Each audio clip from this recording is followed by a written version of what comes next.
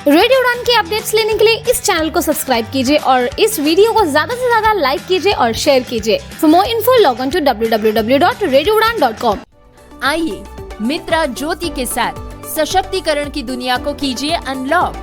Digital साक्षरता, रोजगार के अवसर और उच्च शिक्षा सहायता जैसी परियोजनाओं के साथ 34 वर्षों के अनुभव का लाभ उठाएं। मधु सिंघल के नेतृत्व में मित्रा ज्योति दृष्टिबाधितों के लिए मार्ग प्रशस्त करती है। डिजिटल साक्षरता, रोजगार और उच्च शिक्षा की परियोजनाओं के साथ जीवन बदल देती है। आपके लिए मित्रा ज्योति खोल सकती है स्वतंत्रता के द्वार। अधिक जानकारी के लिए विजिट करें www.mitrajyoti.org पर या फिर कॉल करें 08022587623 पर। तो आज ही मित्रा ज्योति से जुड़े और अपनी स्वतंत्रता का मार्ग प्रशस्त करें।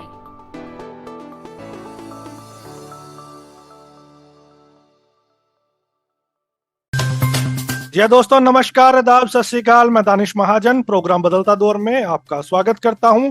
प्रोग्राम बदलता दौर में आज बेहद खास प्रोग्राम है, बेहद खास मेहमान है। ये अनफॉर्चुनेट है कि बहुत लेट हम इनसे बातचीत कर रहे हैं प्रोग्राम बदलता दौर में, लेकिन देर आए दुरुस्त आए। आज के शो में आपको बहुत ही कुछ सीखने को मिलेगा। कैसे डिसेबिलिटी मूवमेंट पहले था, क्या बदला है इन 50-60 सालों में डिसेबिलिटी के पर्सपेक्टिव से, इनकी खुद की जिंदगी कैसी रही है, कैसे ये इतने डेडिकेटेड रहे हैं इस सेक्टर के लिए। बहुत सारी ऐसी चीजें जो शायद आपने पहले कभी ना सुनी हो, आज हम बात करेंगे। आज हम बात करेंगे श्री केसी पांडे जी से, जो ब्लाइंड लीफ एसोसिएशन के ऑनररी सेक्रेटरी हैं। ये एक हिस्टोरियन है, ये डिसेबिलिटी राइट एक्टिविस्ट हैं, इंजीनियर हैं और जापानीज लैंग्वेज को काफी मानते हैं, इंथुजियास्टिक हैं उसको लेके, और जापान एम्बेसी से रिटायर हुए। इप्सा के भी जनरल सेक्रेटरी रह चुके हैं, कई और ऑर्गेनाइजेशंस के साथ एसोसिएटेड हैं और एक लंबे अरसे से डिसेबिलिटी सेक्टर में जुड़े हुए हैं। सर, आपका बहुत बहुत स्वागत रेडियो उड़ान पे।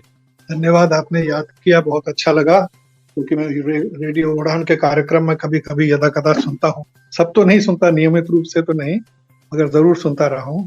और मुझे अच्छा लगा जब भी आपके जो विषयों को आप लेते हैं और इनको प्रसारित करते हैं। ये तो सर बहुत ही ब्लेसिंग्स है, आपका प्यार है आपका। Thank you so much for ये तो आपका काम है साहब, ये तो आपका काम है। सर, सबसे पहले बताएं कि जर्नी कैसे शुरू हुई आपकी डिसेबिलिटी सेक्टर में। 1967 और आप इंजीनियर थे, तो कैसे ये एसोसिएशन कैसे हुई आपकी ब्लाइंड लीफ एसोसिएशन के साथ, और पर्टिकुलरली डिसेबिलिटी सेक्टर के साथ क्यों आपको लगा कि मुझे इस सेक्टर में आना चाहिए? देखिए, मैं जैसा आपने सही कहा कि मैंने डिप्लोमा किया था सिविल इंजीनियरिंग का, और वो दौर ऐसा था, सन 65 के बाद बहुत कम नौकरियां मिलती थी। तो इत्तेफाकन मुझे यहाँ पर काम मिला BRA में, क्योंकि BRA में ब्लाइंड लीफ एसोसिएशन में यहाँ पर कुछ इमारतों का निर्माण होना था, जिसमें प्रमुख, शायद बहुत से लोग जानते होंगे, गांधी हॉल है और कुछ हमारे JPM स्कूल की कुछ बिल्डिंग्स जो आधी बनी हुई थी, उनको तैयार करना था। तो यहाँ पर काम देखने का इस साइट इंजीनियर के लिए इंचार्ज के रूप में मुझे काम करने का मौका मिला। और ये वो दौर था जबकि दुर्गाबाई देशमुख, डॉक्टर CD देशमुख सरीखे और नायर साहब जैसे कर्मठ लोग यहाँ पर BRA से। तो इस तरीके से वैसे मेरा ज्यादा लंबा अरसा तो नहीं रहा बिल्डिंग्स को बनाने में, मगर एक जुड़ाव पैदा हो गया था। मैं सन दिसंबर 1969 में 69 में दिसंबर के एंड में मैंने यहाँ का प्रोजेक्ट पूरा हो गया था जो बिल्डिंग का था। और उसके बाद क्योंकि मैं जापानी भाषा अच्छी जानता था, तो मुझे जापानी दूतावास ने मुझे बुलाया उनके सांस्कृतिक और सूचना केंद्र के। तो इस तरीके से, मगर उसके बाद मेरा लगातार BRA से जुड़ाव रहा और किसी न किसी रूप में मैं BRA के साथ कुछ न कुछ चीजों में जुड़ा रहा। जी, तो ये जो आपकी एसोसिएशन थी BRA के साथ, वो मैनेजमेंट के साथ रिलेशन आपका था या कुछ डिसेबिलिटी स्पेसिफिक बातें थी जो आपको लगा कि मुझे जुड़ना चाहिए और मुझे भी कंट्रीब्यूट करना चाहिए? देखिए, जब पहली बारी कोई आदमी डिसेबिलिटी सेक्टर में आता है, या सीधे जब उनसे बातचीत होती है, लोगों से मिलते हैं, उनके जीवन को देखा जाता है, तो एक पहला एक तरह से शौक लगता है कि कैसे जिंदगी बिताते होंगे। फिर लोगों की जो साहस और आगे बढ़ने का अदम्य उत्साह जो देख करके, ये मिली जुली चीजें हैं जिससे कि आदमी किसी तरह से पर्सन विद डिसेबिलिटी के जीवन के साथ कहीं जुड़ाव पैदा होना शुरू हो जाता। ये वही दौर था जब डिसेबिलिटी मूवमेंट शुरू हो गए थे, और उस समय जी। के जो मूवमेंट्स थे वो ज्यादातर ब्लाइंड ऑर्गेनाइजेशंस ही कर रही थी। जी। अगर हम 1967 या 70s की बात करें, 90s के जी, दौर जी। के बाद कुछ और डिसेबिलिटीज ऑर्गेनाइजेशन, जो दूसरी डिसेबिलिटी के लोग हैं, वो भी आए मूवमेंट में, और मूवमेंट बढ़ा। जी। लेकिन 67-70 में ब्लाइंड ही करते थे पहले मूवमेंट्स जो हुए थे। जी। तो जी, उस जी। समय जब आप विजिट करते थे बीआरए में, जब आप मिलते थे लोगों से, तो उस समय जी। कौन सी ऐसी चुनौतियां आपको लगती थी कि इन पर काम होना चाहिए? उस समय की सबसे बड़ी चुनौतियां क्या थी? देखिए, मैं आपको थोड़ा सा और पीछे ले जाऊं अगर आप इजाजत दें। बिल्कुल सर, बिल्कुल। देखिए, मैं आपको एक 1957 का, मुझे इत्तेफाकन पिछले हफ्ते ही एक डॉक्यूमेंट मेरे हाथ लगा जिसमें हमारी संस्था के संस्थापक यूए बसरूकर साहब ने जो दृष्टिबाधितों के जीवन डिसेबिलिटी सेक्टर में क्या सिचुएशन थी उसके बारे में एक अपील के तौर पर उन्होंने एक लिखा था। उस अपील को मैं पढ़ना चाहूंगा। बिल्कुल तो बिल्कुल इससे सर। आपको अंदाजा लगेगा कि किन लोगों ने, कैसे लोगों ने, कितने तरह से समर्पित लोगों ने इस संस्था की स्थापना की। मैं इस अपील को पढ़ता हूँ क्योंकि मेरे को मिला, मैं जिसको भी मिल रहा है, मैं जिनसे मिल रहा हूँ, मैं उनको जरूर सुनाता हूँ। पहले तो उन्होंने लिखा है, the blind population in India is estimated at 20 lakh, which is a nearly 1/5 of the total blind population of the world. In no civilized country in the world is the incidence of blindness as high as it is in India, and in no country of world is so little done by the state and the private charities for the blind as in this country. There are only about 73 institutions in India accommodating about 3,000 boys and girls. Some of these institutions have accommodation for more, but for lack of funds and propaganda along the right lines, full use is not made of, even in the existing institutions. Thus only about 1 in every 700 gets the benefit of some education and training. अब आप ये सुनिएगा, little or nothing is done for the education and training and employment of blind women. Society being what it is, no one would marry a blind woman, and of these unfortunate women destined to a life of misery can better be imagined than described. तो ये मैं बता रहा हूँ कि जो उस जमाने का उन्होंने जो खाका खींचा है, तो इतनी शिद्दत से जिन्होंने संस्था शुरू करी थी, और उसकी परंपरा जो थी, मैं समझता हूँ कि बसरूकर साहब के साथ कर जो काम किया है जिन्होंने, उनकी मृत्यु के बाद भी, जिसमें के नायर जैसे व्यक्ति समर्पित व्यक्ति थे, ये जो स्पिरिट जो थी बीआरए के अंदर चलती रही, और आज 80 बरस हो चुके हैं बीआरए को बने हुए। मैं समझता हूँ कहीं ना कहीं कम या थोड़ी या ज्यादा जिस भी मात्रा में ये स्पिरिट अभी भी बीआरए में चल रही। बिल्कुल।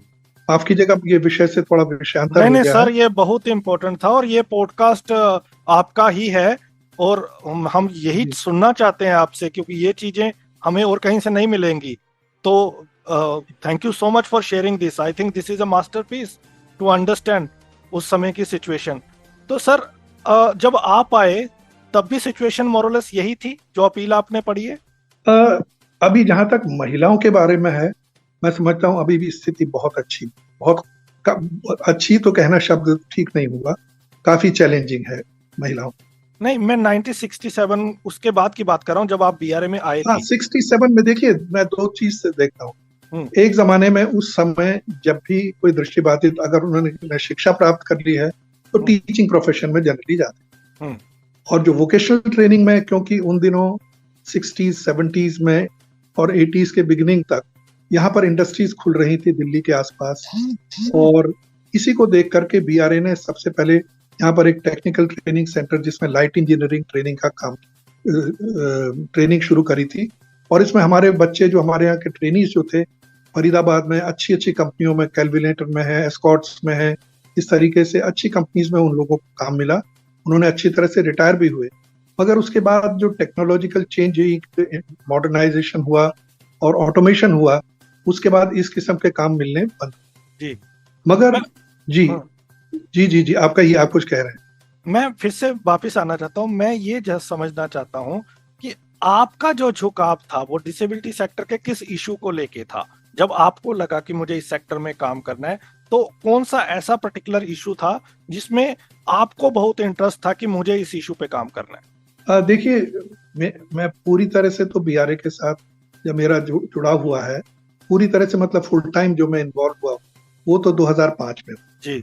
उससे पहले मैं बीआरए यानी 1970 से लेकर के 2005 तक के शुरू तक मैं जापानीज एम्बेसी में काम करता था।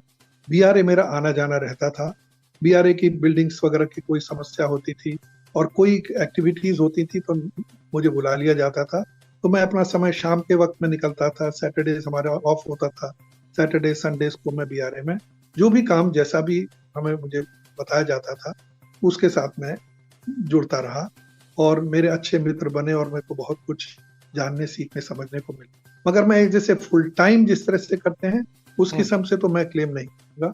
मगर जो भी काम था, बल्कि मैं आपको बताना चाहूंगा, जो पहली जब इंटरनेशनल डिसेबल्ड डे का जब पहली जो नुमाइश और सब जो इंतजाम हुआ था, तो उसकी एग्जीबिशन का काम मिनिस्ट्री ऑफ सोशल वेलफेयर कहते थे, उन्होंने बीआरए को जिम्मेवारी दी।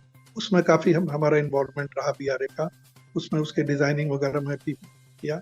और इस तरह से world council for the welfare of the blind की जब मीटिंग हुई थी 1968 में, 69 में, तो उसमें भी उसके कई बहुत सारे कामों में मैं इन्वॉल्व। तो इस तरीके से मेरा फुटकर काम है, किसी एक फोकस्ड मेरा ऐसा नहीं रहा। ये तो बीआरए में जब मैं 2005 में जब मुझे पता चला कि हम बीआरए में कि मैं नौकरी छोड़ना चाह रहा हूँ एम्बेसी से, मुझे दबोच लिया गया। तो मैंने कहा भाई मैं तो 2-1 साल के लिए रहूंगा इधर, उसके बाद मैं अपनी जिंदगी आराम से जीऊंगा, अपनी शौक पूरे करूंगा। मगर वो 2 साल पूरे नहीं हुए, आज करीब 18 वर्ष। जी। तो काफी जो चेंजेस हो गए थे जब 2005 में आप आए। 2005 में हमें अपना पीडब्ल्यूडी एक्ट मिल चुका था। 10 साल हो गए थे, है ना। 1995 एक्ट हमें मिल गया था। तो काफी चेंजेस उस समय आए। अब मैं थोड़ा सा चाहूंगा कि आप अपने एक्सपीरियंस से हमारे लिसनर्स को बताएं 70s और अब में कहाँ बहुत एडवांसमेंट हुई है और कहाँ अभी भी एडवांसमेंट होने की बहुत जरूरत है। देखिए, एम्प्लॉयमेंट अपॉर्चुनिटीज तो बढ़ी हैं पब्लिक सेक्टर में, सरकार में, पब्लिक सेक्टर में, रिजर्वेशन की वजह से, जिससे मैं समझता हूँ कि एक बहुत बड़ा चेंज आया है। और शायद इसका जो प्रभाव है, एक तो एम्बिशंस वगैरह पर भी सब पर बहुत बड़ा है। मगर एक बड़ा हमारे देश में एक बड़ा तबका है जो कि मार्जिनलाइज्ड है, जो स्कूल नहीं जा पाए हैं और जो स्कूल ड्रॉप आउट हैं और वो इसी तरह से घूम रहे हैं, इधर घूम रहे हैं, कभी एक इंस्टीट्यूशन से, एक ट्रेनिंग से दूसरी ट्रेनिंग से तीसरी ट्रेनिंग में जाते रहते हैं। इन लोगों के लिए मुझे लगता है कि जो ट्रेनिंग वगैरह के कार्यक्रम भी जो चल रहे थे, कोई बहुत सफल से नहीं कहे जा सकते। कभी एक चीज शुरू कर दिया, कभी दूसरे शुरू कर दिया। इकोनॉमी जो इंडस्ट्री चेंज हो रही है, वर्क जो अलग अलग जगह जो काम, जिस नए काम थे 1-2 साल काम चला, उसके बाद फैक्ट्री बंद हो गई। तो बड़ी चैलेंज जो था इन लोगों के साथ है। जो एजुकेशन के फील्ड में है, जो बहुत कुछ अब रास्ते खुल गए हैं, इसमें काफी लोग आगे निकल रहे हैं और उसका पूरा लाभ भी उठा रहे हैं। मगर आप जानते हैं कि अगर मसरूफर साहब की अगर उसको देखें कि इतनी बड़ी संख्या है दृष्टिबाधितों की भारत, और उसमें कितने कम लोग ही उनका जीवन सेटल हो पाता है, ये बड़ा दुर्भाग्यपूर्ण। अगर चीजें बदल रही हैं, टेक्नोलॉजी जो आ रही है, इंफॉर्मेशन टेक्नोलॉजी ने नए रास्ते खोले। जो डिजिटल डिवाइड जो था वो खत्म हो गया है। वो एक ऐसी चीज थी जो आप 70 के दशक में आप कल्पना भी नहीं कर सकते, जो चीजें आज हो रही है नहीं। तो जो शिक्षा प्राप्त कर लेंगे, जो पढ़ लेंगे और अगर अच्छी तरह से कायदे से शिक्षा प्राप्त करें, उनके लिए कोई भी कुछ भी अचीव करना अभी इम्पॉसिबल नहीं, ये मैं मानता तो आपने कहा कि आप 2 साल के लिए आए थे बीआरए हूँ। में, जी तब हाँ, उसके बाद आपने सोचा था कि मैं अपनी जिंदगी अपने हिसाब से जीऊंगा, अपने शौक पूरे जी करूंगा। तो अब जी। आपको 18-19 साल हो गए, अब आप सेटिस्फाइड हैं या कभी कभी लगता है कि शायद मुझे निकल जाना चाहिए था? देखिए, वो तो जिंदगी में जो अधूरी इच्छाएं हैं, वो तो कभी कभी कहते हैं अरे कहाँ फंस गए तुम, हैं? क्योंकि मेरे शौक बहुत थे, मैं ट्रेवल बहुत करना पसंद करता था। ट्रेवल भी मैं अब उतना नहीं कर पाता हूँ, और मैं संगीत में मेरा बहुत शौक था। खैर वो मेरा प्रोफेशनली वो तो एक शौकिया था, और मैं जिस हिसाब से सोचता था कि ट्रेवल करेंगे, एक बार ही निकले तो 5-6 महीने घूमते रहे फिर आएंगे, वो सब चीजें नहीं होती। मगर अब उसके पीछे रोने का अब कोई फायदा नहीं, क्योंकि अब उम्र भी मेरी 78 वर्ष की हो चुकी है। तो अब क्या दौड़ेंगे, अब क्या करें। आप कभी साइकिल पर बनारस निकल जाते थे, कभी आप ट्रक पे जी चले जी। जाते थे, कभी आप मुंबई चले जाते थे ऐसे। तो ये आपका पर्सनल इंटरेस्ट था या अवेयरनेस जर्नीज होती थी? देखिए, 2-3 चीजें हैं। मेरी यात्रा भी कई मैं अपने ढंग से करता हूँ, जब भी कर पाता हूँ। एक तो हमने स्कूल के दिनों में राहुल सांकृत्यायन का घुमक्कड़ शास्त्र पढ़ा था। हम्म। तो घुमक्कड़ शास्त्र, अब क्योंकि मैं पहाड़ का रहने वाला हूँ, मुझे हिमालय से प्यार है, हिमालय में जाना मेरी बड़ी थी, तो मैं ट्रैक्स पर निकलता रहा हूँ। और ज्यादातर क्योंकि राहुल सांकृत्यायन के मुताबिक सबसे बढ़िया यात्री वो होता है जो अकेले जाता है, और जो 2 जाते हैं वो तो यारों की तरह से हम आपस में बातचीत करते चल रहे हैं, और 3 जाएंगे तो फिर तो कहता भीड़ हो जाती। तो मेरे भी शौक ये था कि अकेले निकलें, सामान पीठ में बांधा और पहाड़ों में निकल गए, हिमालय के पार भी जाके। तो ये सब चीजें अब आप समझ सकते हैं कि मेरा जो दर्द जो है वो नहीं कर पाने का, पूरी तरह से नहीं कर पाने का, वो भी आपको थोड़ा सा उसकी झलक मिल रही हो। बाकी दूसरी बात यह है कि जब मैं यात्रा, क्योंकि मुझे पढ़ने का शौक है, एक संस्कृति पर मुझे अलग अलग किस तरह से हमारे देश के अंदर अलग अलग सांस्कृतिक धाराएं बह रही, कैसे भाषाएं एक स्थान से होते हुए दूसरे स्थान पर, एक परिवार की भाषाएं एक खास रास्ते से होकर गुजरती हैं। तो कई बारी मैं उन रास्तों को चुनता हूँ कि अब जैसे ये आपका विषय तो बिल्कुल अलग हो जा रहा है, क्योंकि मैं अपने भाव में नहीं सर, आप रखिए अपनी बह बात, रहा प्लीज हूँ, प्लीज प्लीज। मैं बह रहा हूँ। तो जैसे कि हमारे यहाँ हिंदी और उत्तर भारतीय भाषाएं हैं, उस परिवार की भाषाओं में आखिरी हद तक कोंकणी भाषा आती, मराठी है, कोंकणी है। तो एक बारी मैं कोंकण प्रदेश की पूरी यात्रा हमने शुरू करी, इधर रत्नागिरी पहाड़ इधर से होते हुए गोवा से आगे कारवार, और इधर से होते हुए गोकर्ण और करावती कोस्ट होते हुए उडुपी और मैंगलोर, और वहां से केरल। तो यहाँ पर ये सब लोग जो कोंकण लोग हैं, कोंकणस्थ लोग हैं, उनकी भाषा भी बदलती चलती है, मगर उसमें एक जोड़ भी है। इसी तरह से और भी भाषाएं हैं, कई रास्ते हैं जिससे भाषाएं चलती। जैसे अब कृष्ण भक्ति का भी अगर आप देखें तो मथुरा एक केंद्र है, इधर गुजरात है, एक पूरी एक धारा है इधर इसमें कि कृष्ण को मानने वालों की धारा है। तो इस तरीके से कई सांस्कृतिक धाराएं हमारे देश में हैं। मैं उनको देखने की कोशिश करता हूँ कि जो मेरे मेरे मेरे दिल में अंदर रोमांटिक ख्याल है, उस वास्तविक धरातल पर कैसे हैं, वो देखने की इच्छा होती है, उसको जानने की, परखने की इच्छा होती है। तो इस तरीके से मैं अपने रास्ते चुनता हूँ। मतलब it has to do nothing with the disability, ये आप नहीं, डिसेबिलिटी से नहीं, बिल्कुल नहीं। इसलिए मैंने कहा ना कि भटक रहे हैं अपने। नहीं वो ठीक है, वो ये पर्सपेक्टिव भी आना चाहिए सामने। तो भटक तो हम नहीं रहे हैं, तो आप बहुत ऑनेस्टली बता रहे हैं, तो और बड़ा मजा आ रहा है आपको सुनने में कि कैसे कैसे हम चीजें कर सकते हैं अपनी लाइफ में। तो अभी आपने रोमांटिक फीलिंग्स की बात की, तो एक सवाल मैं जानना चाहता हूँ, आपकी इच्छा है अगर आप रिप्लाई करना चाहें या नहीं। तो नहीं, बिल्कुल पूछिए साहब।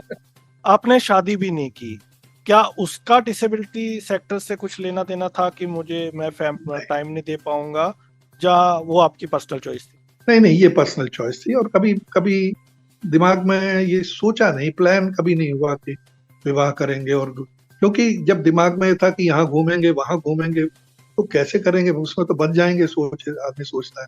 और इसकी वजह से मैं इतना समय भी दे पाता, क्योंकि मेरे परिवार है, संयुक्त परिवार के साथ हूँ।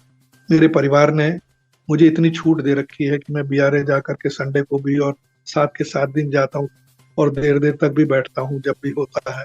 तो ये परिवार का मैं बहुत आभारी हूँ। मैं समझता हूँ मेरे से ज्यादा अगर ये सेक्टर जो है हमारे परिवार का आभारी हो, वो कहना ज्यादा अच्छा रहेगा। बिल्कुल।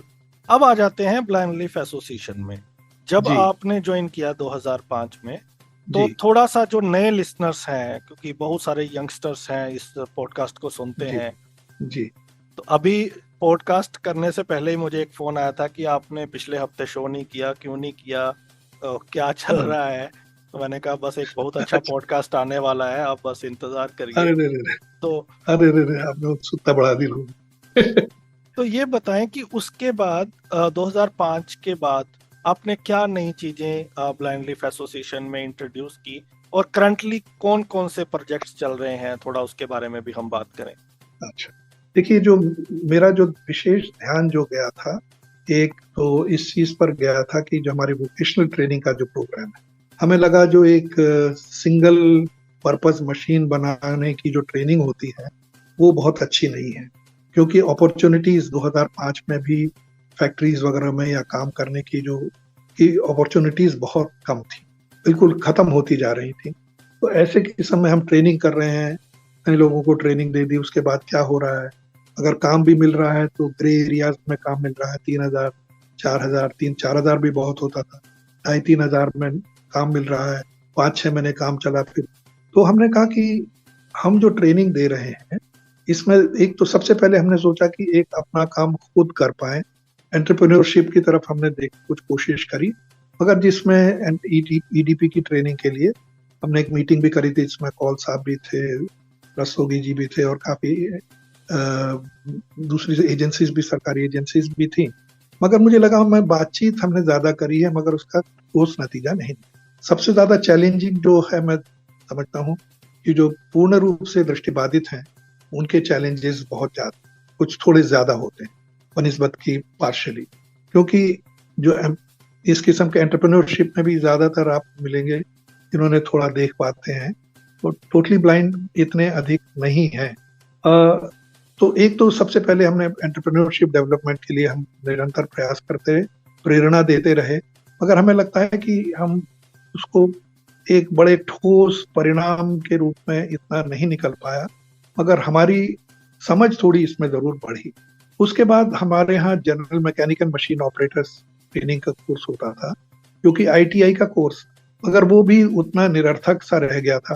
हालांकि सरकारी ठप्पी का एक कोर्स हम चला रहे थे, तो हमें लगा कि ये करने से अच्छा ये है कि हम कुछ ऐसा कोर्स करें कि एक ऐसी चीज करें, क्योंकि काम का मालूम नहीं आज क्या काम मिले, कल क्या काम मिले। अगर हमारा ट्रेनी वो अलग अलग विविध कौशल को अगर जानता हो, मल्टी स्किल्ड हो, यानी कि वो मशीन भी चला सकता हो और मोमबत्ती भी बना सकता हो, लिफाफे भी बना सकता हो, और ये सब चीज कर सके, कल कहाँ पर क्या काम मिले वो किसी भी जगह फिट हो सके। तो इस तरह की हमने मल्टी स्किल ट्रेनिंग कोर्स को शुरू किया।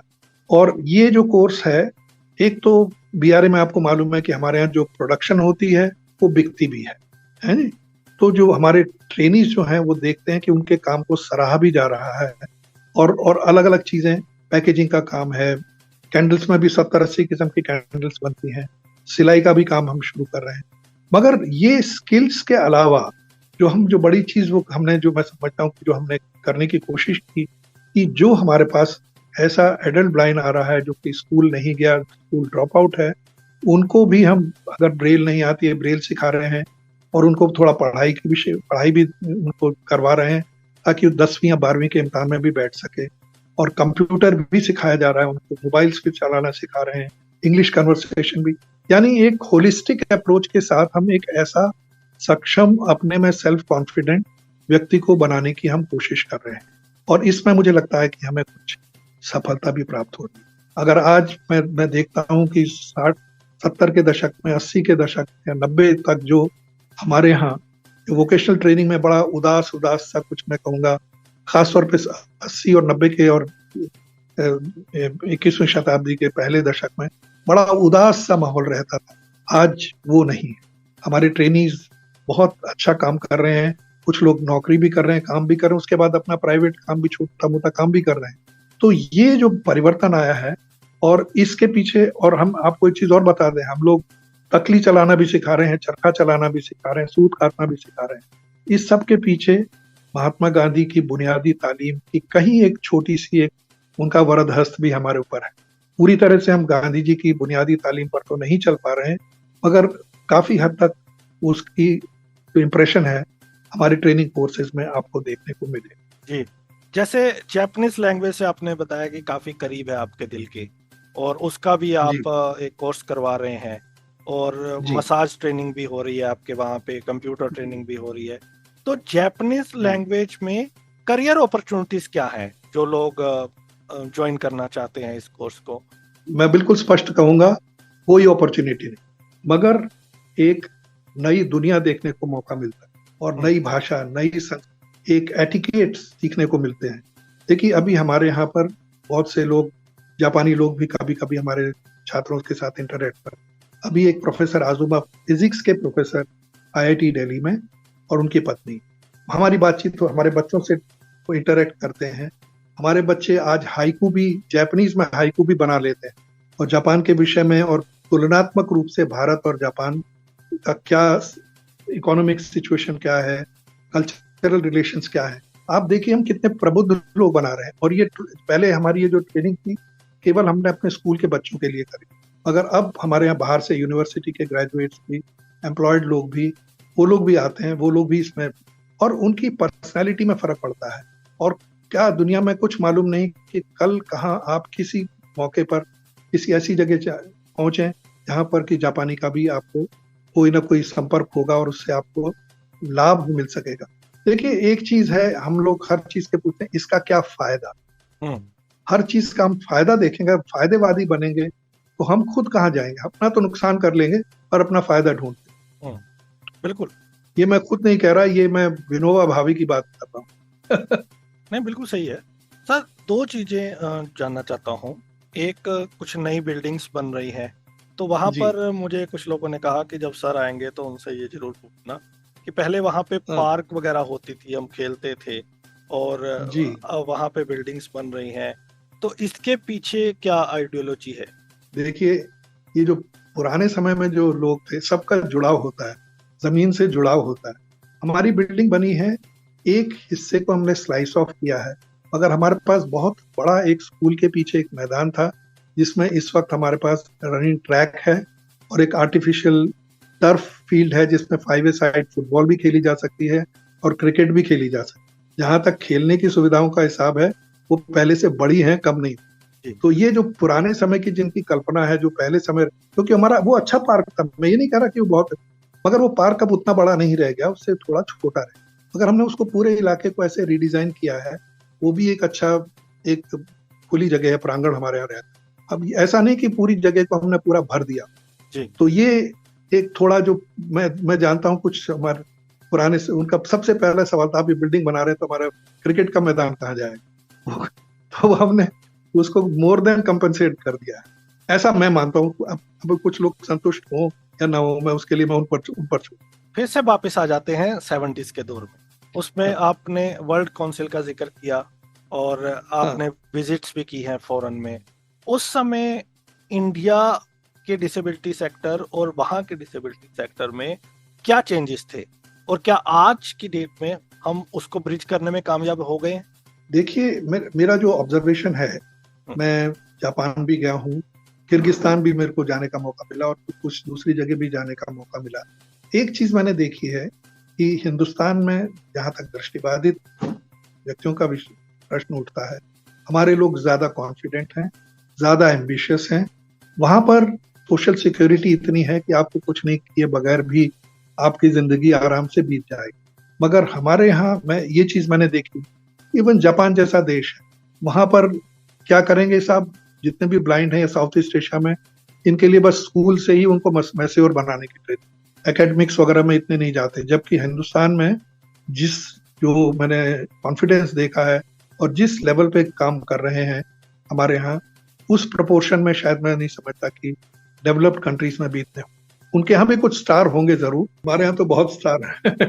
जो एम्बिशंस जो है हमारे यहाँ लोग, बल्कि हमारे यहाँ लोग कहते हैं कि देखिए वी आर टैक्स पेयर्स, बिल्कुल हम टैक्स दे रहे हैं, सब लोग बड़े अपने गौरव के साथ लोग बात करते हैं। तो मैंने आपको और भी बताया था कि मेरी बातचीत चल रही है क्योंकि हमारे एक भूतपूर्व छात्र JPM स्कूल के, हमारे BRA के, और जिन्होंने जापानीज भी पढ़ी थी, इस वक्त क्योतो जापान में है अपने PhD की रिसर्च के लिए। रामदास शिवहरे का मैं परिचय दूंगा कि वो CBSE में असिस्टेंट सेक्रेटरी हैं, एक रिस्पॉन्सिबल पोजीशन में, और Delhi university of department of Chinese Japanese studies में PhD के लिए रजिस्टर्ड। अभी जापान फाउंडेशन की फेलोशिप से वो कंपैरेटिव डिसेबिलिटी मूवमेंट पर अपना काम कर रहे हैं। तो उनसे भी बातचीत होती रहती है, वो भी उनसे भी बात कर रहे थे। उनका भी कहना था कि विदेश जो प्रदेश में जो हैं या दूसरे देशों के जो दृष्टिबाधित के मुकाबले में भारत के दृष्टिबाधित ज्यादा जागरूक हैं अपने अधिकारों के प्रति भी और अपने उद्देश्यों के प्रति। सर अब ये बताएं कि जो पॉलिटिकल एटीट्यूड है इंडिया में डिसेबल्ड को लेके, वो 70s में तो बहुत पुअर था, उसमें तो कोई दो राय नहीं है। धीरे धीरे वो डेवलप होना शुरू हुआ। तो आज के टाइम पे भी क्या आपको लगता है कि तब्दीलियां आई हैं, या आपको लगता है कि पॉलिटिकल लेवल पे अभी भी वो इच्छा शक्ति नहीं है पर्सन्स विद डिसेबिलिटीज को लेके इंडिया? बिल्कुल नहीं है। सिर की गणना होती है, सिरों की गणना होती है, और वो सिर किस तरह से जुटा लिए जाएं वो कोई, ये जो डेमोक्रेटिक ये जो प्रोसेस है, देखिए उसमें मैं फिर मुझे कभी विनोबा भावे की याद आती है। वो कहते हैं कि अगर आप 100 हैं तो अगर आपके 51 हैं तो आप तो 100 हो जाएंगे, आप 49 हैं तो आप 0 हो जाएंगे। तो मुझे नहीं लगता कि बहुत ज्यादा डिसेबिलिटीज इतना पावरफुल सेक्टर अभी नहीं बना है, या इतना प्रेशर उनका नहीं है कि जो ज्यादा प्रभावित कर सके। कॉस्मेटिक रूप में सब लोग बात करेंगे, मगर धरातल पर नहीं। सर क्यों नहीं? सबसे बड़ी बात है कि जी हाँ, आप बताइए पहले। देखिए ये तो सामाजिक वो भी है। देखिए हम लोग, मुझे सबसे बड़ा दुख ही होता है कि किसी की अगर कोई भी डिसेबिलिटी, ब्लाइंड को भी छोड़ दी, किसी भी व्यक्ति का परिचय उसकी डिसेबिलिटी या जो भी क्षमता कह लीजिए, वो उसका परिचय का वो मुख्य वो हो जाता है। उस व्यक्ति को तो लोग देख ही नहीं पाते। ये बहुत ही दुखद लगता है। इतने ब्रिलियंट लोग हैं मगर उनकी दृष्टिबाधिता या जो भी कुछ कहते हैं, ब्लाइंडनेस ही उनको डिफाइनिंग फैक्टर हो जाता। कितनी मेहनत करनी पड़ती है कि अपने को साबित करने के लिए। ये भी एक बड़ा, मतलब मुझे ये देख करके मुझे बहुत कष्ट होता है सच। मैं ये दो सवाल है कि ये इसी पे मैं आने भी वाला था कि पहले तो मैं आपसे जानना चाहता हूँ कि हम ये कहते हैं कि 2011 का सेंसस कहता है कि जो टोटल डिसेबल्ड की संख्या है वो 2.68 करोड़ है, और 2011 के सेंसस में जो डिसेबिलिटीज की कैटेगरीज थी वो 7 थी, अब वो बढ़ के 21 हो गई। और एक मोटा अनुमान है, क्योंकि 12 साल हो गए हैं, तो सब लोग कहते हैं कि जो डिसेबल्ड की संख्या है वो 10 करोड़ से ज्यादा है जी। अगर ऐसा है, क्योंकि ये सारी ऑर्गेनाइजेशंस क्लेम करती हैं कि हमारी जो संख्या है वो बहुत ज्यादा है, उसके बावजूद भी ना तो हम यूनाइटेड हो पा रहे हैं, ना एक प्रेशर ग्रुप क्रिएट कर पा रहे हैं पॉलिटिकल लेवल पे। एक लंबी अरसे से हमारी डिमांड है कि हमारी पॉलिटिकल रिप्रेजेंटेशन होनी चाहिए, चाहे वो राष्ट्रपति 2 सीटें मनोनीत करें अपने कोटे में से, या फिर 1 सीट पार्लियामेंट में रिजर्व हो जैसे बाकी कास्ट की रिजर्व होती है। तो ये जो यूनिटी है ऑर्गेनाइजेशंस में, या फिर जो हम लोग इकट्ठे नहीं दिख पा रहे हैं नंबर्स में गवर्नमेंट को, उसमें कमी किसकी है? देखिए मैं समझता हूँ कि ये समाज की कमजोरी है। मैं क्षमा कीजिएगा, मैं बिल्कुल टेंजेंशियल चले जाता हूँ बात करने में, है? जी सर, आप बोलिए खुल के। ये जो है ये समाज की कमी, समाज में एक खोट है कह लीजिए, या जो भी कुछ उसकी कमी है, मैं कहूँगा उसकी कमजोरी है। देखिए दरअसल हमें अगर इंक्लूसिव समाज बनाना है, इंक्लूजन पे हमें बहुत जबरदस्त जोर देना पड़ेगा। और इंक्लूजन में केवल डिसेबिलिटी से ही नहीं, दूसरे भी रूप से जो समाज से अलग हो जाते हैं लोग, LGBT भी हैं या दूसरे भी हैं, कई किसी कारण से, और इंक्लूजन होना बहुत जरूरी। देखिए मैं आपको बताता हूँ, इंक्लूजन के नाम पे खैर मतलब इंक्लूजन जब तक नहीं होगा, मैंने इसका इम्पैक्ट मैंने ये देखा है कि क्योंकि विदेशी कंपनियों में बहुत सी बड़ी माइक्रोसॉफ्ट या दूसरी जो बड़ी कंपनियां मल्टीनेशनल्स हैं या बाहर कंपनीज में, उनके मैंडेटरी है कि उनके जो वर्किंग प्लेस जो होते इंक्लूसिव होने, है ना जी। तो अब बहुत सी कंपनियां जो हैं जो अपना माल सोर्स करती हैं इंडिया से, है नी? हिंदुस्तान से माल अपना खरीदना चाहती है, तो उनको भी ये मैंडेटरी है कि उनको उन फैक्ट्रियों से या उन जगह से काम लें, वहां से सोर्स करें जो खुद भी इंक्लूसिव। अच्छा, इस बहाने कुछ अभी मैंने देखा है पिछले 2-3 बरसों, 3-4 बरस में, कि बहुत सी कंपनियां अब उत्सुक हैं कि पर्सन विद डिसेबिलिटीज को भी अपने यहाँ नौकरी देने में, और वो अच्छी कंपनियां हैं तो उनको तनख्वाहें भी ठीक ठाक मिल रही हैं और काम भी अच्छा मिल रहा है। तो इंक्लूजन जो है समाज में हर किसी का होना बहुत जरूरी है। वो उसका बड़ा, देखिए राजनीति क्या है, मान लिया सपोज करके मैं, आप जो कह रहे हैं कि 2 आदमियों को सीट दे दी आप, अब वो 2 आदमी, एक अकेला, जब इतनी बड़ी बड़ी छोटी छोटी पार्टियां अपनी कुछ स्वतंत्र राय नहीं कह पाती हैं, 2 व्यक्ति कितना कुछ कह लेंगे, उनकी थोड़ी सी आवाज हो जाएगी, एक लेक्चर आ जाएगा, मगर वो कितना इम्पैक्ट होगा, मैं इसके खिलाफ नहीं हूँ, मगर कितना इम्पैक्ट हो पाएगा उसके बारे में मुझे थोड़ा सा डाउट है। जी सर, एक तब्दीली और आई है आपके समय में और जी आज के समय में। जी पहले जो लड़ाई थी डिसेबिलिटी राइट्स की, डिसेबिलिटी डिमांड्स जी की, वो ग्राउंड पे लड़ी जाती, वो जी रैलियां होती थी, वो मूवमेंट होते थे, लोग इकट्ठे होते जी थे जी जंतर मंतर पे, स्टेट पे। जी अब वो खत्म हो गया कल्चर, अब जी सोशल मीडिया एक्टिविज्म आ गया। जी अगर बहुत इस पे गहन करे तो मैं आपकी राय चाहूंगा, जो मेरा पर्सनल मैंने जो देखा है कि वो जो ग्राउंड लेवल वाला इम्पैक्ट तो कम से कम नहीं दिखता सोशल मीडिया में। उसमें आपको बिल्कुल एक लीवरेज तो जरूर मिल जाती है, आप लोगों की नजरों में तो जरूर आ जाते हो, और वो भी मेन स्ट्रीम में ज्यादा नहीं आते हो, डिसेबिलिटी के मुद्दों को लेके अपने सेक्टर में ही घूमते रहते हो। तो ये जो जी कल्चर खत्म हुआ है मूवमेंट्स का, ये क्या जी अभी की जनरेशन जिम्मेवार है, या ऑर्गेनाइजेशंस ने घुटने टेक दिए सरकारों के सामने आज के टाइम में? तो इसको आप कैसे देखते हो, और ये जो सोशल मीडिया एक्टिविज्म, इस पे मैं थोड़ी आपकी राय चाहूँ।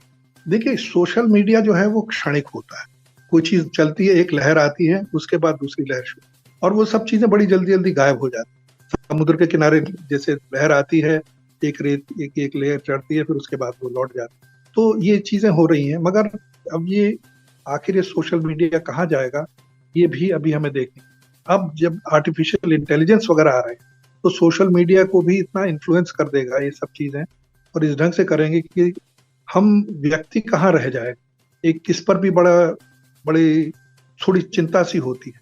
तो जो सोशल मीडिया का, जैसे मैंने बताया, वो तो क्षणिक है ना जी।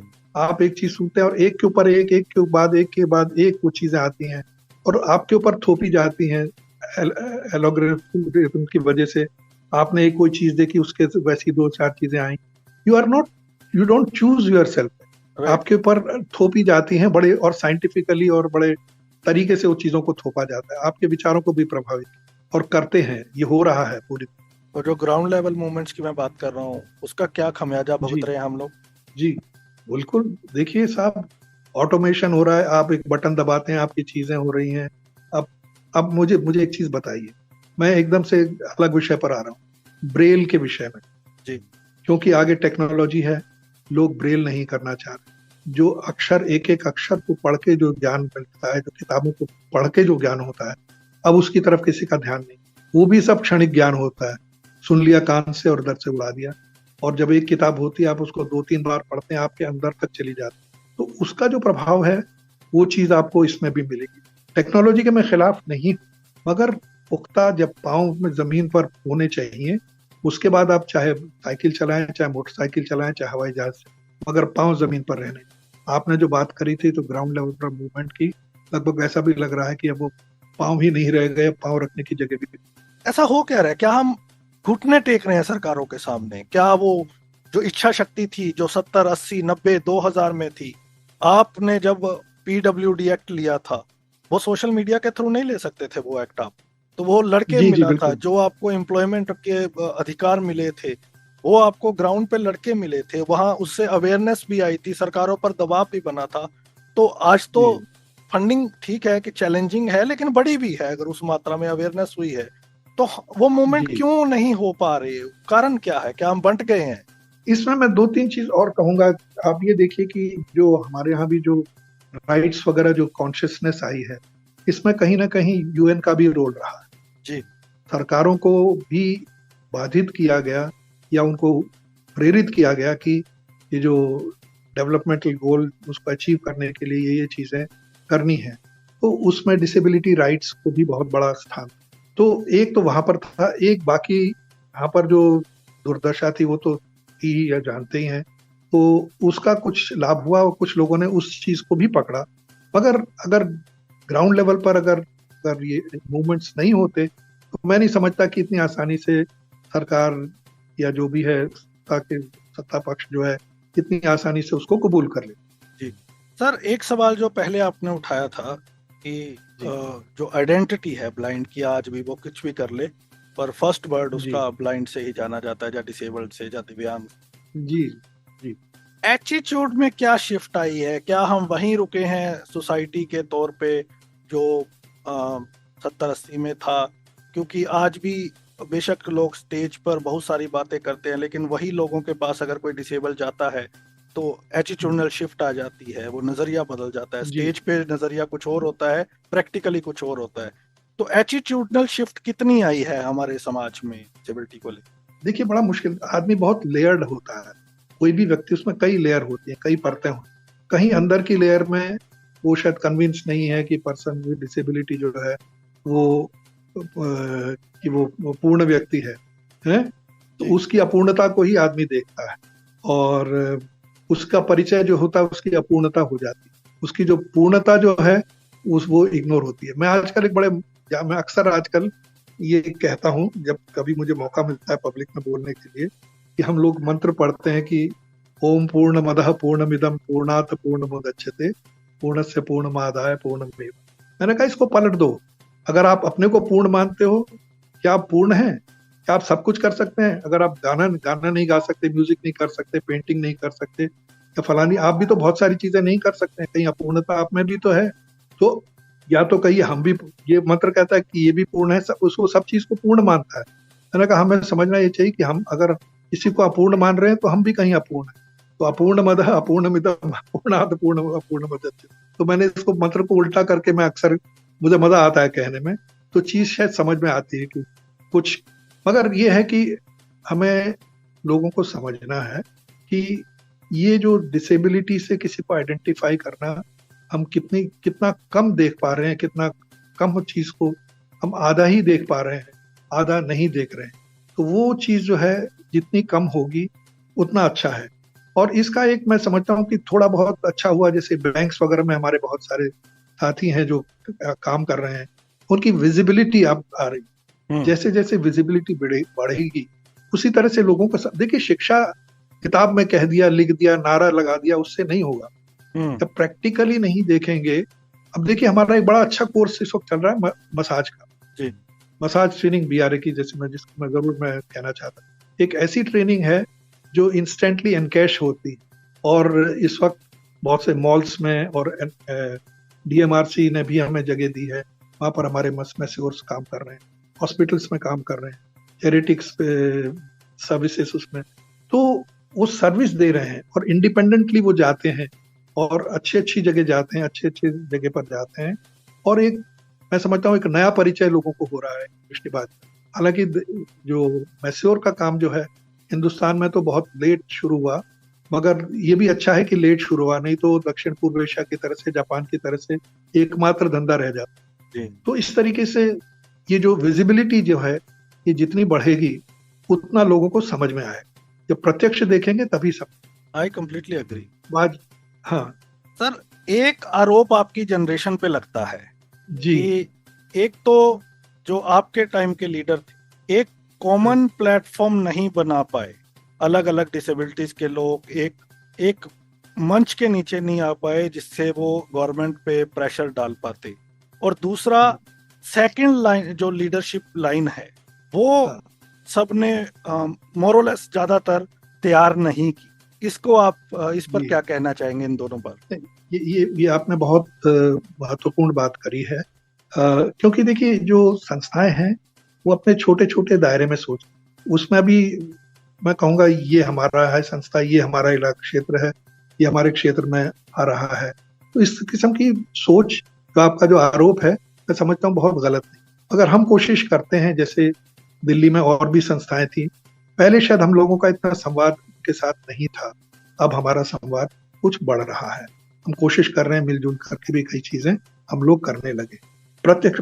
हाँ, एक मूवमेंट के रूप में या उस तरीके से कोई एक फ्रंट के रूप में शायद बीआरए कभी शुरू से भी कभी किसी फ्रंट में शामिल नहीं रहा है। ये हमारी कुछ कह लीजिए कि एक ट्रेट बीआरए की रही है, तो अच्छी या बुरी जैसी भी है उसका आकलन तो आप करेंगे, हैं? हम खुद तो नहीं कह सकते। तो वो जरूर है।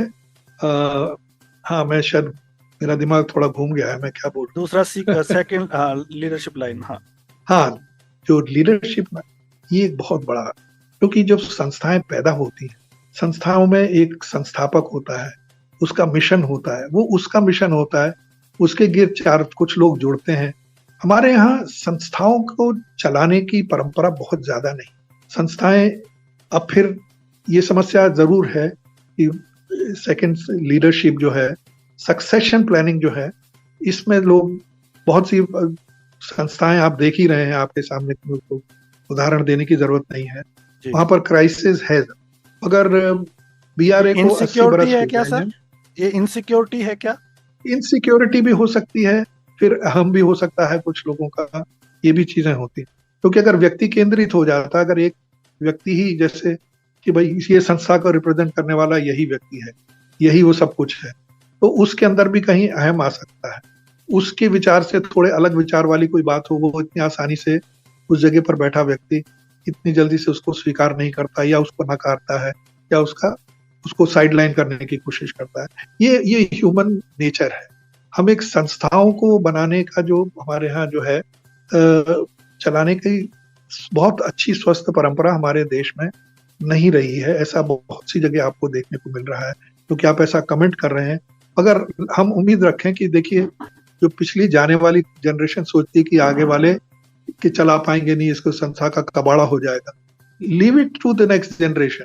वो जनरेशन खुद संभालेगी, थोड़ा लड़खड़ाएगी मगर फिर वो चल पड़ेगी। मैं ये मानता हूँ, क्योंकि सब चीजें बदल रही हैं, व्यक्ति भी तो बदलेंगे, सब परिवेश बदल रहा है, तो कई चीजें अपने नए ढंग से चीजें पैदा होके आएंगी। हो सकता है वो एक उस ढंग से न हो जिस ढंग से हम सोच रहे हैं, एक अलग ढंग से नई चीजों का, नए विचारों का, नए क्रियाकलापों का विकास हो। तो आशावान तो रहना चाहिए, नहीं तो बहुत मुश्किल हो जाएगी। बच्चा लड़खड़ाएगा तो क्या हुआ, सीख जाएगा। हाँ बिल्कुल साहब, बिल्कुल। नहीं, ये होता है जब बड़े हो जाते हैं बच्चे, बूढ़े भी हो गए बच्चे, अरे नहीं उधर मत जा, इधर मत जाओ, उधर मत जाओ, उसे नहीं। हमारे यहाँ टोका टाकी बहुत होती है, तो वो टोका टाकी अगर संस्थाएं अपने अंदर ही कम कर लें तो मैं समझता हूँ एक स्वस्थ परंपरा बहुत से लोग तैयार हो जाएंगे। और मैं समझता हूँ कि ये चैलेंजेस आए थे जब हमारे फाउंडर मिस्टर बसरूरकर की डेथ हो गई थी 58 और 59 में, एक के बाद एक मिसेस बसरूरकर और मिस्टर बसरूरकर की। तो ये चैलेंज था, मगर उनके दफ्तर में काम करने वाले नायर साहब जो क्लर्क थे, उन्होंने उस संस्था को संभाला, और कुछ उनके टीम के मेंबर्स थे जिन्होंने इसको संभाला। और फिर उसके बाद दुर्गाबाई देशमुख जैसे हमें सक्षम लीडर मिली। उसके बाद फिर धीरे धीरे ये सिर्फ सेक्शन चेंज प्लानिंग जो है, प्लानिंग तो नहीं कहेंगे मगर ये चेंजेस होते रहे। और कभी कभी लगता है कि बहुत हम खतरनाक स्थिति में आ गए, पता नहीं क्या होगा, मगर अगर संस्था में दम है, अगर किसी का व्यक्तिगत स्वार्थ नहीं है तो वो संस्था चलेगी। और मैं इस दृष्टि से मैं कह सकता हूं कि बीआरए में ऐसा किसी का व्यक्तिगत स्वार्थ अभी तक तो नहीं रहा। ये मैं प्रत्यक्षदर्शी हूं। बिल्कुल, बेशक। एक चीज और है कि इंडिया में बहुत कम ऐसे नॉन डिसेबल्ड हैं जो डिसेबल्ड के लिए काम करते हैं, जिनकी फैन फॉलोइंग या एडमायरर बहुत हों। तो आप उनमें से एक हैं। तो जितने भी लोगों से मैंने बात की है, तो दे आर ह्यूज एडमायरर। तो सर कुछ और जो मैंने आपसे नहीं पूछा, एक सवाल जाते जाते मेरा और है, मैंने बहुत टाइम ले लिया। आपने मुझे खोल दिया बिल्कुल। तो आप लोगों में एक सादगी थी उस टाइम के कुछ लीडर्स में। हम कितने भी क्रिटिक हो जाएं आप लोगों के, लेकिन वो साइकिल से जाना, बस से आज भी ट्रेवल करना, पर्सनल बहुत ऐशप्रस्ती ना करना, जो हमारी जनरेशन में नहीं है। अगर मैं अपनी भी बात करूं तो हम ढूंढते हैं थोड़ा सा कंफर्टेबल वाला माहौल मिले, वहीं जाएंगे, वो नहीं हो पाता हमसे। लेकिन आप लोग तब से लेके सब कुछ होने के बावजूद आज भी अपनी जिंदगी को ऐसे ही जीते हैं। तो ये जो देखिए, स्पिरिट है, ये सिर्फ आपकी बात नहीं है, आपके टाइम के और भी बहुत सारे एग्जांपल हैं हमारे पास। जी जी तो जी इसके जी पीछे जी। क्या मतलब कैसे आप लोग मेंटेन करते हैं इसे? कुछ खपती लोग भी तो होते हैं ना दुनिया में। हाँ, हमारे जैसे, बिल्कुल। खपती होते हैं। तो कुछ खपती भी रहने चाहिए ना। और बाकी इतने ऊंचे मंच पर मत उठाइए, कैसे कोई बड़ा कोई कुछ नहीं किया है। मैं समय दे रहा हूँ बीआरए को। बीआरए अपनी गति से, अपनी उससे चल रहा है और अच्छे लोग हैं, जुड़े हुए हैं, अच्छी सद्भावना है। हालांकि मुझे पहली बार ये महसूस हुआ जब मुझे कोविड हुआ था, तो जितने लोगों ने मुझे ब्लड देने की जो उन्होंने पेशकश की करी थी, खासतौर पे दृष्टिबाधित समाज में, मुझे याद है रूपटा जी रोज दिल्ली सरकार को फोन करते थे, उनकी क्या हालत है, कैसी है, वगैरह वगैरह। सब लोग बहुत चिंतित थे। बाद में जाकर के मुझे लगा, मैंने कहा भाई ये तो इस वक्त अच्छा था, कोविड के साथ ही खत्म हो जाते। उसके बाद अरे नहीं नहीं सर, क्या बात, आपकी तो बहुत जरूरत है हमारे समाज में। नहीं, अच्छा, और ऐसे कोई वो चीज नहीं है। देखिए, जीवन बिल्कुल आराम से जिया जा सकता है। एक तो कितना भी ले लो वो भी उसमें संतुष्टि नहीं होती है नहीं? जी। और फिर जितना भी आप जमा कर लें, कुछ भी कर लें, आखिर में पता नहीं जब जाएंगे दुनिया को छोड़ के तो पता नहीं कितने लाख बैंक में पड़ा होगा जो आपने रखा होगा कि मैं अपने लिए रख रहा हूँ। और फिर दूसरी बात यह है कि एक, मैं फिर विनोबा भावे की उन्होंने एक समय की उन्होंने कहा कि मैं कांचन मुक्त जीवन जीना चाहता हूँ। वहां तक तो हम नहीं पहुंचे, मगर कांचन मुक्तता की ओर मुझे बड़ा एक अट्रैक्शन रहा है? यानी जिसे अट्रैक्शन कह लीजिए, खपत रही है। तो वो कांचन मुक्त जीवन की तरफ, क्योंकि जब मुझसे कहा गया था, क्योंकि बीआरए में एग्जीक्यूटिव सेक्रेटरी एक पोस्ट है, ये एम्प्लॉय की पोस्ट है, रेगुलर पोस्ट है जी। तो मैंने कहा जी ये रूल तो आपका टूटेगा। तो या देना है तो 1 रुपया दो, मगर मैंने कहा नहीं, मुझे चाहिए। तो खैर, क्योंकि जब मैं जापानी दूतावास को छोड़ा तो मैंने ये तय कर लिया था, अब मैंने एक भी पैसा कमाना नहीं है, जो कुछ है जितना है उसी से अपना जीवन करना है। और कोई मुझे तकलीफ नहीं, मुझे कोई कमी नहीं है, कोई कुछ नहीं है। 1100 रुपये पेंशन भी मिलती है ईपीएफ वालों की। मगर ऐसा नहीं है, मैं बिल्कुल आनंद। कुछ एक लाइनर सवाल जिसमें आपको जवाब या तो एक वर्ड में देना है या एक लाइन में, बहुत शॉर्टली। अब चलिए आप पूछ डालिए, मेरे को पूछेगा तो जवाब दूं। जी जी। इंक्लूसिव एजुकेशन या स्पेशल एजुकेशन? मिक्स, कोई एब्सोल्यूट नहीं है इसमें। कॉर्पोरेट सेक्टर या government sector? Corporate sector has to open itself, employment वहीं ज्यादा हो। आपको ज्यादा क्या पसंद है, ट्रैवलिंग, फूड? ट्रैवलिंग। एक चीज जो आप करना चाहते थे अपनी लाइफ में और नहीं कर पाए? क्या बताएं, बहुत सारी चीजें, यात्राएं कम हो गई, उसके जो नहीं कर पाए, ऐसा कुछ नहीं है। मैं कभी जिंदगी में एम्बिशियस नहीं रहा। मैंने सोचा कि मैं ये बनूंगा, फलाना करूंगा, आईएएस करेंगे, फलाना करेंगे, मेरे मन में कभी ऐसा कभी रहा ही नहीं। तो इसलिए कोई मेरी अपूर्ण इच्छाएं ऐसे इस तरह से नहीं है, एक्सेप्ट कि मैं जितना ट्रेवल करना चाहता था उतना ट्रेवल नहीं। एक वन लाइनर तो नहीं है, मैं माफ कीजिएगा जी। एक पर्सनैलिटी जिससे आप मिलना चाहते थे, नहीं मिल पाए, जब मिलना चाहेंगे? विनोबा भावे या गांधी, मगर उनका अभाव, जो नहीं मिलने का अभाव, मुझे उसकी जो पूर्णता मिली है वो मिली है अनुपम मिश्र जी से। आप अगर जानते हो जी, भवानी प्रसाद मिश्र जी के बेटे हैं जी, जिन्होंने तालाब पे काम किया, वो प्रतिमूर्ति थे इन सब की। उनसे हमारा परिचय हुआ, बीआरए का परिचय हुआ, ये मैं बड़ा सौभाग्य।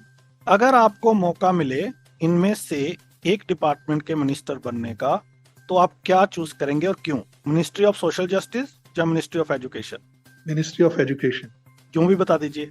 वजह यह है कि एजुकेशन, सोशल जस्टिस तो यह है कि आज की स्थिति में जो चैलेंजेस हैं, और सरकार की तरफ से पूरे चैलेंजेस सरकार नहीं कर सकती।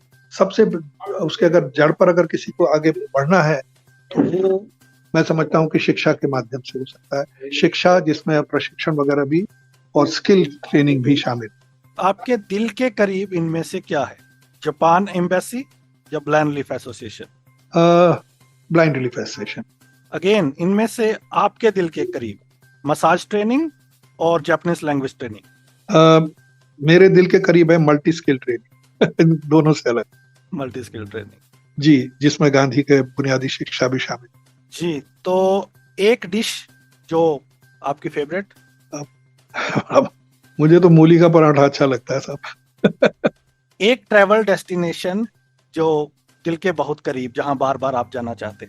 बार बार तो मैं नहीं जाना चाहूंगा साहब। मेरे नहीं। अभी नॉर्थ ईस्ट मैंने बहुत कम देखा है, वहां मैं जरूर जाना चाहूँ। Favourite author? मैं बहुत पढ़ने वाला तो नहीं हूँ।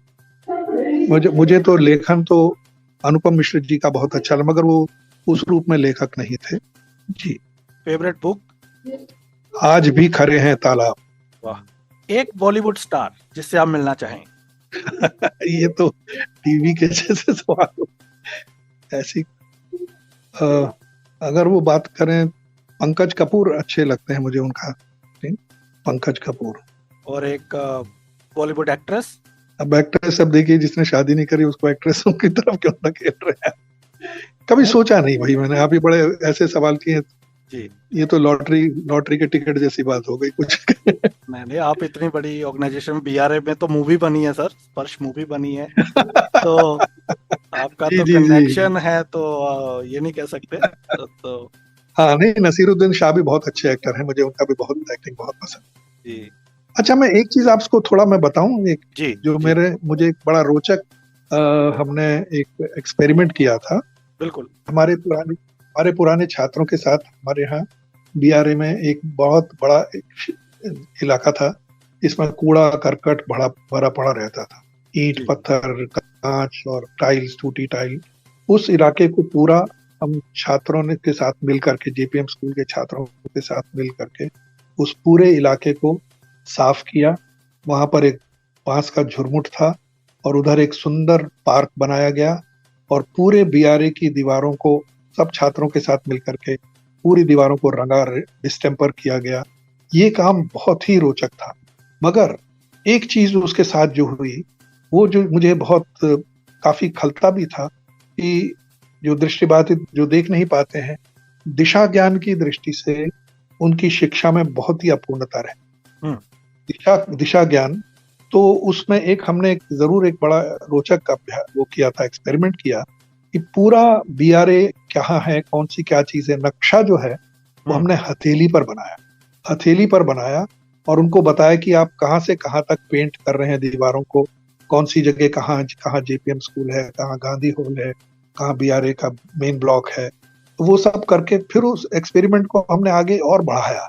उसके बाद हम पुरानी दिल्ली का नक्शा उनकी हथेली में बनाया, और कहाँ पर चावड़ी बाजार है, चांदनी चौक है, जामा मस्जिद है, खारी बावली है, ये सब चीजें हाथ में नक्शे पर बना करके पैदल हम सब बच्चों के साथ चले। और मुझे ये जान करके बड़ा आश्चर्य हुआ, बहुत सी चीजें वो अपने हथेली के नक्शे पर बता रहे थे कि अब हम यहाँ पर, मैं ये नहीं कहता 100% वो सही बता पा रहे थे, मगर वो लगभग वही थे। तो मुझे ये लगा कि हम जो शिक्षा देते हैं, कागज के नक्शे पर बना देते हैं, कुछ लाइन खींच देते हैं, बच्चों से कहते हैं कि ये उत्तर है और ये ऊपर कश्मीर है और नीचे श्रीलंका है, ऊपर नीचे ही पहले बड़ा क्वेश्चनेबल चीज है। अगर वो पूरा नक्शा को पलट दे, घूम जाए, तो आपका उत्तर दक्षिण सब बिगड़ जाएगा। बिल्कुल। आप जब हथेली पे नक्शा बनाते हैं, उंगली से छूते हैं, उंगली की टिप जो है वो आप है, और वो नक्शे में वो जगह जो है, आप जहां हथेली छू रहे हैं उन दोनों को छू पा रहे हैं। बढ़िया। तो इस किस्म के नक्शे बनाए जा सकते हैं। और मुझसे फिर कुछ छात्रों ने ये भी कहा, जब वो यूनिवर्सिटी गए, उन्होंने कहा साहब यूनिवर्सिटी का नक्शा बना, और बहुत से लोगों को नक्शा बनाया और फिट हो जाता है।